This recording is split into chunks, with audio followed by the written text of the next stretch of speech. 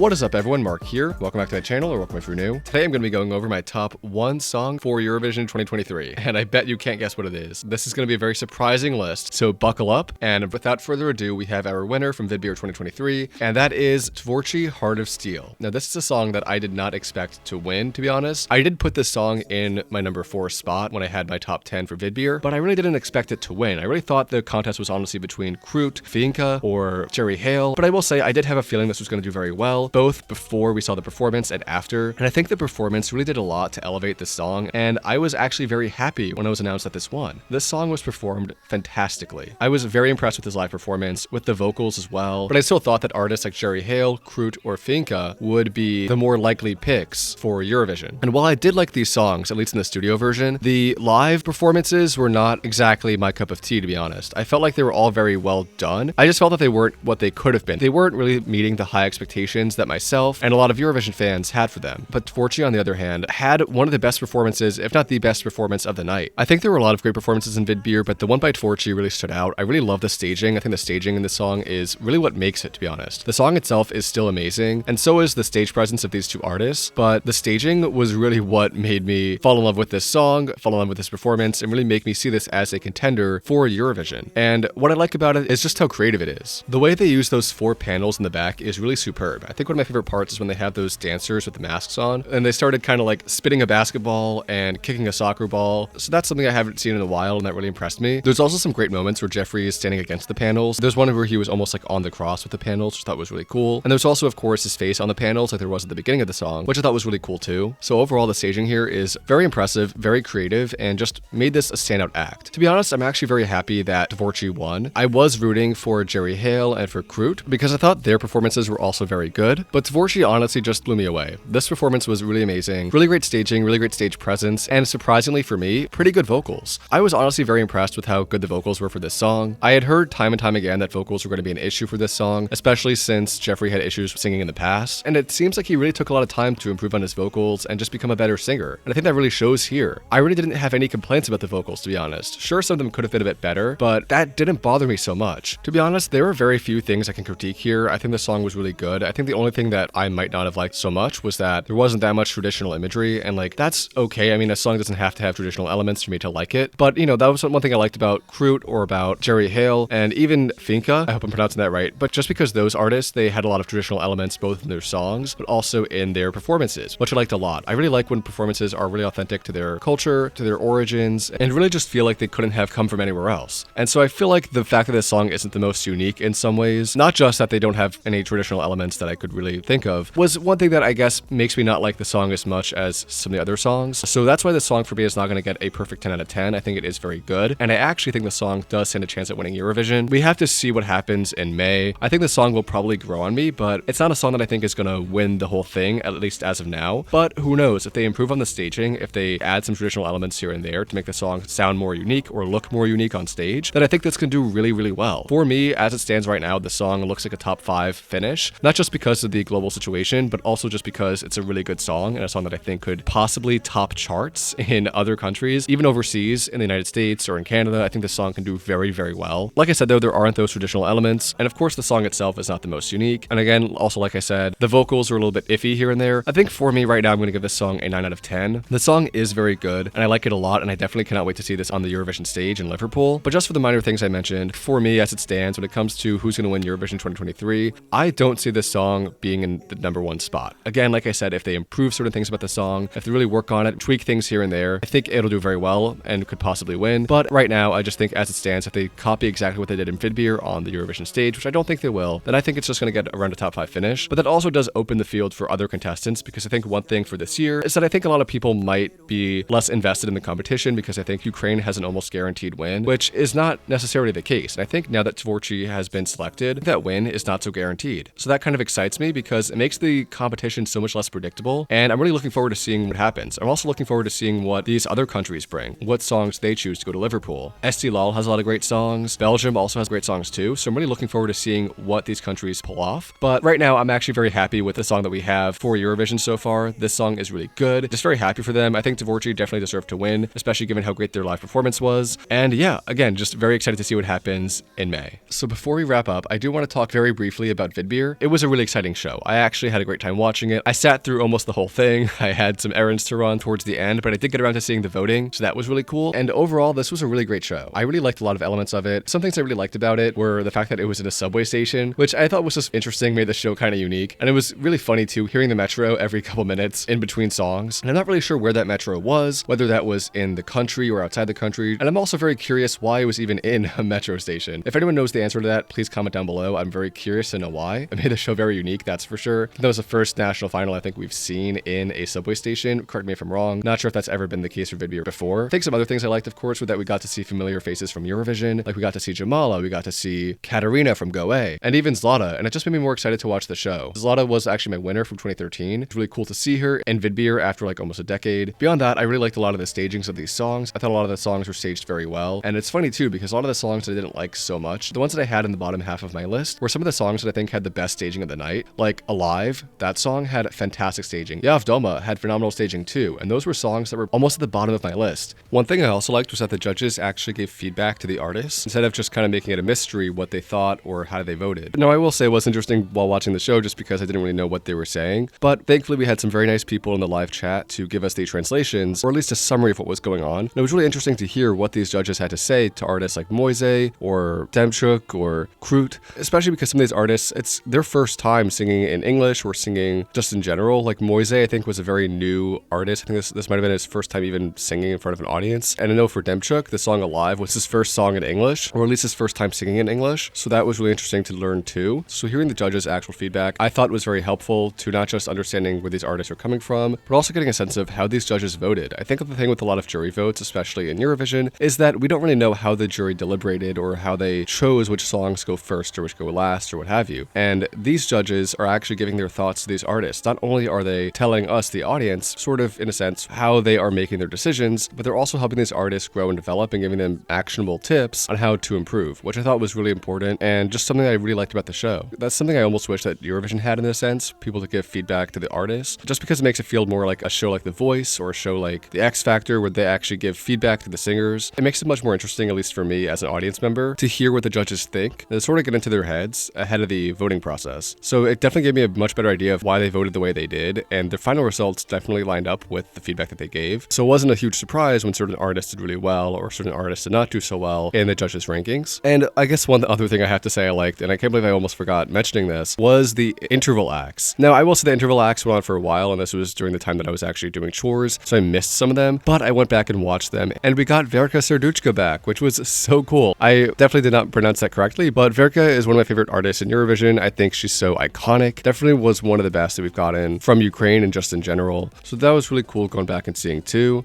And yeah, that kind of does it for the big pros of this show. Really fun to watch and really cool to see both familiar and new artists performing on stage. So those were some of the big things that I really liked about the show. I think one of the only things that I didn't like about the show, to be honest, was that some of the songs that I was really rooting for, like Dovbush, Koliskova, or artists that I really hoped would win, like Sherry Hale, their performances were good, but definitely not what I hoped they would be, to be honest. A lot of their performances fell short in a few departments, whether that be staging or vocals. For instance, Fienka, I thought had really great staging, but the vocals weren't that great. And Koliskova actually had fantastic staging, but the vocals were a little bit iffy here and there. And lastly, Jerry Hale had a really good performance, but I felt that a lot more could have been done with the staging. These songs were all really good and I thought had a lot of potential, and I think that these performances, while they were well done, did not have that special X factor to bring these songs to the finish line. And that's a big part of why TVORCHI won. TVORCHI had good vocals and fantastic staging, and that was, I think, a combination that a lot of audience members and of course the jury really appreciated. So that's one thing that kind of bugged me, but on the flip side, like I mentioned kind of with the staging, those songs that I didn't like as much on first listen, those songs that I ranked lower in my Vidbir top 10, did really great on stage. Even Moise, who had a lot of issues with his vocals, had a phenomenal violin solo, and Demchuk, who had the song Alive, which I thought was very generic, definitely not my cup of tea, had a lovely performance, great vocals, and those butterflies too. I love the way they pulled that off. And also Yavdoma. Yavdoma was one of the biggest surprises of the night for me, just because the staging I thought was lovely, the vocals were beautiful. I mean, I thought the girl's vocals were a little bit better than her boyfriend's, but that's okay. Still, the song was lovely, and again, great combination of good vocals and good staging. I think some songs that kind of let me down though were definitely Kvitka and Stronger. Kvitka, while an amazing song, had good to average staging and really raspy vocals that I don't think worked well for me. Even though the song itself kind of has similar rough vocals, they didn't translate very well on stage. And Stronger was really disappointing just because I think she had a lot of issues hitting the notes in the chorus. Angelina's a fantastic singer, and I know that she's very young, so she'll only get better with time. So I don't want to hold that too much against against her. And I think that with a few more years of practice, she can definitely be a huge contender to win Vidbir and go to Eurovision. But that's really all I have to say for Vidbir. I thought the show was amazing, a lot of fun to watch. Really great to see some of my old favorites like Salata, Katarina, and Jamala. And overall, just a really well-produced and fun show. And I'm really excited to see what happens in the next Vidbir, because I think this year and last year did set the bar pretty high. And I'm also really excited to see these national finals that are coming up. So with that, thank you all so much for watching. I bet this was a huge surprise for you all, finding out what my top 1 is. It was hard to choose for this list. I mean, top 1, that was very difficult for me. Hopefully the sound is good because I have a new mic. Hopefully if you like this mic, I will be using it for future videos. But yeah, thank you all so much for watching. I really appreciate all of your support and your subscriptions and likes and comments and everything. And with that, I will see you all next time.